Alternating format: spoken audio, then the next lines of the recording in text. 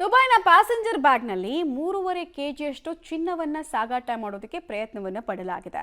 Passenger trolley ಬ್ಯಾಗ್ನಲ್ಲಿ ಚಿನ್ನವನ್ನ ಹಾಕಿ ಅನಾಮಿಕ escape ಆಗಿರುವಂತಹ ಘಟನೆ. 3.5 KG ಚಿನ್ನವನ್ನ ಅಕ್ರಮವಾಗಿ ದುಬೈನಿಂದ ಭಾರತಕ್ಕೆ ಸಾಗಾಟ ಮಾಡೋದಕ್ಕೆ ಪ್ರಯತ್ನವನ್ನ ಪಡಲಾಯಿತು. ಈ ವೇಳೆ ಸಿಕ್ಕಾಕೊಂಡಿದ್ದಾರೆ ಸ್ಮಗ್ಲರ್ಸ್. ಚಿನ್ನ ಸಹಿತ ಬ್ಯಾಗ್ ಮಾಲೀಕನನ್ನ ಟೀಮ್ ವಶಕ್ಕೆ ಪಡೆದಿದೆ. ಅಂದ್ರೆ ಕಸ್ಟಮ್ಸ್ ಟೀಮ್ ಅಲ್ಲಿ ವಶಕ್ಕೆ ಪಡೆದಿದೆ. ಬ್ಯಾಗ್ ಪರಿಶೀಲನೆ ಮಾಡಿದಾಗ 3.5 ಕೆಜಿಯಷ್ಟು ಚಿನ್ನ ಇತ್ತು. ಈ ಚಿನ್ನ ಎಲ್ಲಿಂದ ಬಂತು ಅಂತ ಆಫೀಸರ್ಸ್ ಕೇಳಿದಾಗ ಅದು ಅವ್ರಿಗೆ ಗೊತ್ತೇ ಇಲ್ಲ. ಯಾಕಂದರೆ ಗೋಲ್ಡ್ ಸ್ಮಗಲ್ ಮಾಡಿದಂತಹ ವ್ಯಕ್ತಿ ಎಸ್ಕೇಪ್ ಆಗಿದ್ದಾನೆ ಇವ್ರ ಬ್ಯಾಗಿಗೆ ಹಾಕಿ ಅದನ್ನು. ಬಟ್ ಅಲ್ಲಿ ತನಕ ಇವ್ರೇನು ಮಾಡ್ತಾ ಇದ್ರು ಅನ್ನೋದು ಕೂಡ ಪ್ರಶ್ನೆ ಬರುತ್ತೆ. 3.5 ಕೆಜಿಯಷ್ಟು ಗೋಲ್ಡ್ ಬಿಸ್ಕೆಟ್ಗಳನ್ನು ನೀವು ಗಮನಿಸ್ತಾ ಇದ್ದೀರಾ. ಸೊ ಬ್ಯಾಗ್ನಲ್ಲಿ ಇಟ್ಟಿದ್ದಂತಹ ಚಿನ್ನದ ಬಿಸ್ಕೆಟ್ಸ್ ಇವೆ. ಟೋಟಲ್ ಆಗಿ ತೂಗ್ತಾ ಇದೆಯಂತೆ 3.5 ಕೆಜಿಯಷ್ಟು. CCTV ದೃಶ್ಯ ಆಧರಿಸಿ ಗೋಲ್ಡ್ ಸ್ಮಗ್ಲರ್ಗಾಗಿ ಹುಡುಕಾಟವನ್ನು ನಡೆಸಲಾಗ್ತಾ ಇದೆ. ಪದೇ ಪದೇ ಇಂತಹ ಪ್ರಕರಣಗಳು ನಮ್ಗೆ ಅಟ್ಲೀಸ್ಟ್ ತಿಂಗಳಿಗೆ 2-3 ಸಲ ಆದರೂ ಸಿಗುತ್ತೆ. ಅನಾಮಿಕ ಯಾಕೆ ಇವ್ರ ಬ್ಯಾಗಿಗೆ ಹಾಕ್ದ ಅಂದರೆ, ಈ ಅನಾಮಿಕನ ಪ್ಯಾಸೆಂಜರ್ ಅಡ್ರೆಸ್ಸು ಕಸ್ಟಮ್ಸ್ ಅಧಿಕಾರಿಗಳಿಗೆ ಸಿಕ್ಕಿರುತ್ತೆ. ಆಲ್ರೆಡಿ ಡೀಟೇಲ್ಸ್ ಕೊಡ್ತಾರೆ. ಮುರಳಿ ಟಿಪಿಕಲ್ ಆಗಿ ನಾವು ನೋಡ್ತಿರ್ತೀವಿ. ಅಂದರೆ ಯಾರಾದರೂ ಇಂಥ ಫ್ರಾಡ್ನಲ್ಲಿ ಪಾಲ್ಗೊಂಡಿದ್ರೆ ಅಂಥವ್ರದ್ದು ಒಂದು ಟಿಪ್ಪು ಕಸ್ಟಮ್ಸ್ ಅಧಿಕಾರಿಗಳಿಗೋ DRI ಅಧಿಕಾರಿಗಳಿಗೂ ಸಿಕ್ಕಿರುತ್ತೆ. ಯಾವಾಗ ಕಸ್ಟಮ್ಸ್ ಅಧಿಕಾರಿಗಳು ಮುಂದೆ ಬರ್ತಿದ್ದಾರೆ ಇಮಿಗ್ರೇಷನ್ ಪ್ರಾಸೆಸ್ ಮುಗಿಸಿ ಅಂದಾಗ ಇವರು ಅಲರ್ಟ್ ಆಗಿಬಿಡ್ತಾರೆ. ಸೊ ಪ್ಯಾಸೆಂಜರ್ ಇನ್ನು ಯಾರು ಮುಂದೆಗಡೆ ಸಿಗ್ತಿರ್ತಾರೋ ಅವ್ರನ್ನ ಹರಕೆ ಕುರಿ ಮಾಡಿಬಿಡ್ತಾರೆ. ಅಂಥದ್ದೇ ಪ್ರಕರಣನ ಇದು.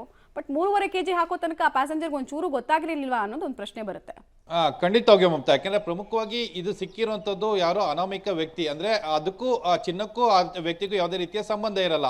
ಯಾಕೆಂದ್ರೆ ಆತ ಟ್ರಾಲಿಯ ಬ್ಯಾಗನ್ನು ತೆಗೆದುಕೊಂಡು ಏರ್ಪೋರ್ಟ್ನಲ್ಲಿ ಹೊರಗಡೆ ಬರಲಿಕ್ಕೆ ಪ್ರಯತ್ನ ಮಾಡ್ತಾ ಇರ್ತಾನೆ. ಆ ಸಂದರ್ಭದಲ್ಲಿ ಟ್ರಾಲಿ ಬ್ಯಾಗ್ನಿಂದ ಚಿನ್ನದ ಒಂದು ಬಿಸ್ಕೆಟ್ ಎನ್ನುವುದು ಕೆಳಗಡೆ ಬೀಳುತ್ತೆ. ಕೆಳಗಡೆ ಬಿದ್ದಾಗ ಆತನಿಗೆ ಆಶ್ಚರ್ಯ ಆಗುತ್ತೆ. ಆಶ್ಚರ್ಯ ಆದ ಬಳಿಕ ಅಲ್ಲಿದ್ದಂಥ ಕಸ್ಟಮ್ಸ್ ಮತ್ತು DRI ಅಧಿಕಾರಿಗಳಿಗೆ ಆ ಚಿನ್ನವನ್ನ ಕೊಟ್ಟಿದ್ದಾನೆ. ನನ್ನ ಬ್ಯಾಗಿಂದ ಇದು ಬೀಳ್ತು ಅಂತೇಳಿ ಆತನೇ ಕೊಟ್ಟಿರುವಂಥದ್ದು. ಅದಾದ ಬಳಿಕ ಅಧಿಕಾರಿಗಳೆಲ್ಲ ಕೂಡ ಸಂಪೂರ್ಣವಾಗಿ ಆ ಬ್ಯಾಗನ್ನು ಪರಿಶೀಲನೆ ಮಾಡಿದಾಗ ಸರಿಸುಮಾರು 3.5 ಕೆಜಿಯಷ್ಟು ಚಿನ್ನ ಅಲ್ಲಿ ಪತ್ತೆಯಾಗಿರುತ್ತೆ. ಚಿನ್ನದ ಬಿಸ್ಕೆಟ್ಗಳು ಆತನ ಬ್ಯಾಗ್ನಲ್ಲಿ ಪತ್ತೆಯಾಗಿರುತ್ತದೆ. ಬ್ಯಾಗ್ನಲ್ಲಿ ಪತ್ತೆಯಾದ ಬಳಿಕ ಆತನನ್ನ ಹೆಚ್ಚಿನ ವಿಚಾರಣೆಯನ್ನ ಮಾಡ್ತಾರೆ. ಹೆಚ್ಚಿನ ವಿಚಾರಣೆಯನ್ನ ಮಾಡಿದಾಗ ಆತನಿಗೂ ಈ ಚಿನ್ನಕ್ಕೂ ಯಾವುದೇ ರೀತಿಯ ಸಂಬಂಧ ಇಲ್ಲ ಅನ್ನೋದು ಸ್ಪಷ್ಟವಾಗಿ ಗೊತ್ತಾಗುತ್ತೆ.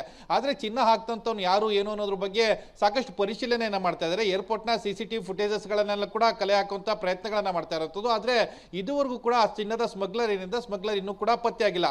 DRI ಅಧಿಕಾರಿಗಳು ಪ್ರತ್ಯೇಕವಾಗಿ ಮತ್ತು ಕಸ್ಟಮ್ಸ್ ಅಧಿಕಾರಿಗಳು ಕೂಡ ಪ್ರತ್ಯೇಕವಾಗಿ ಪ್ರಕರಣವನ್ನು ದಾಖಲನ್ನ ಮಾಡ್ಕೊಂಡಿದ್ದಾರೆ. ಜೊತೆಗೆ ಯಾರು ಅನುಮಾನಾಸ್ಪದ ವ್ಯಕ್ತಿ ಯಾರಾದರೂ ಟ್ರಾವೆಲ್ ಅನ್ನ ಮಾಡಿದಾರ, ಟ್ರಾವೆಲ್ ಲೀಸ್ಟ್ ಏನು, ಇದೆಲ್ಲದ್ರ ಬಗ್ಗೆ ಕೂಡ ಕೂಲಂಕುಷವಾಗಿ ಪರಿಶೀಲನೆಯನ್ನ ಮಾಡ್ತಾ ಇರುವಂತದ್ದು. ಆದ್ರೆ ಚಿನ್ನ ಈಗ ಸದ್ಯಕ್ಕೆ ಏನು DRI ಅಧಿಕಾರಿಗಳಿಗೆ ಕೈ ಸೇರಿದೆ. ಅದು ಒಂದು ಸಮಾಧಾನಕರ ವಿಚಾರ. ಕಳ್ಳ ಸಾಗಾಣಿಕೆ ಆಗ್ಬೇಕಾದಂಥದ್ದು, ಹೊರಗಡೆ ಹೋಗಬೇಕಾದಂಥದ್ದು ಅಧಿಕಾರಿಗಳ ಕೈಗೆ ಸಿಕ್ಕಿರುವಂಥದ್ದು ಒಂದು ರೀತಿಯಲ್ಲಿ ಸಮಾಧಾನಕರ ವಿಚಾರ. ಮತ್ತು ಆತನಿಗಾಗಿ ಈಗ DRI ಅಧಿಕಾರಿಗಳು ಹುಡುಕಾಟವನ್ನ ನಡೆಸಿರುವಂಥದ್ದು. ಮಮತಾ.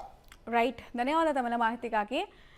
ನೋಡಿ, ಅಲ್ಲಿ ಫೋಟೋ ಗಮನಿಸ್ತಾ ಇದ್ದೀರಾ. ಸೊ ಇಷ್ಟನ್ನು ಕೂಡ ಅಕ್ರಮವಾಗಿ ಸಾಗಾಟ ಮಾಡೋದಕ್ಕೆ ಪ್ರಯತ್ನ ಪಟ್ಟಿದ್ದಾನೆ ಸ್ಮಗ್ಲರ್ ಅನ್ನೋದು ತಿಳಿದು ಬರ್ತಾ ಇದೆ.